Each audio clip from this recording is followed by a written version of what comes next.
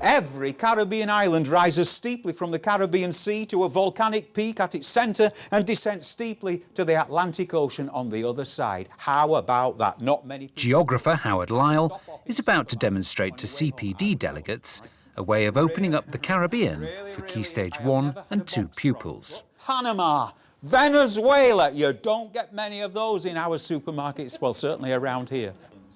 He uses one prop to help teach facts about a whole region, climate and even international trade.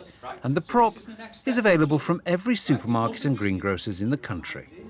The banana box, I think, is a terrific resource. It's free.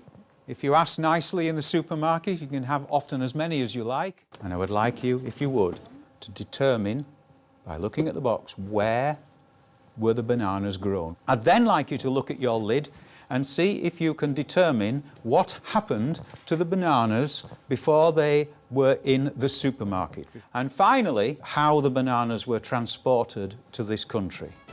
I'm assuming that's Windward Islands and then something else.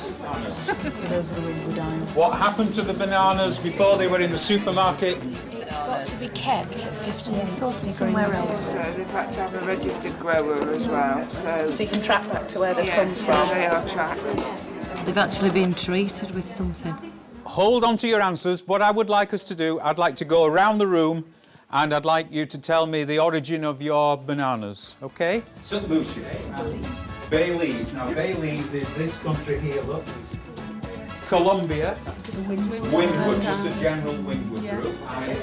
St Lucia, Costa Rica. Many of the teachers will have never, ever looked at a banana box in that way.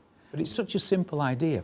But it leads to so many other layers of discussion and other elements of the subject. It's not just the progressive use of the skill, it's the progressive building of knowledge. Now we have to interrogate the data.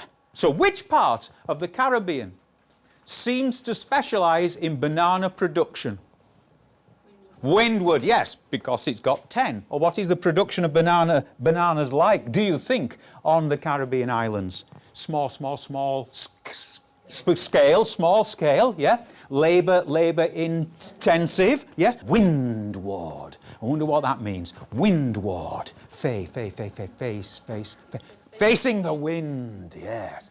Facing the wind. And in particular, what type of wind do you think wreaks havoc with banana plants? Hurricanes, yes, oh yes. And a lot of the time, the windward group, yeah, catches the wind. Hurricanes are an important element of the Caribbean, and yes, hurricanes might get a mention when we're doing our weather topic. But because they're an important element of the Caribbean, I think it's only fair and correct to introduce the hurricane, but within a Caribbean context. How would you suggest the bananas are transported to this country? Refrigerated ship, yes.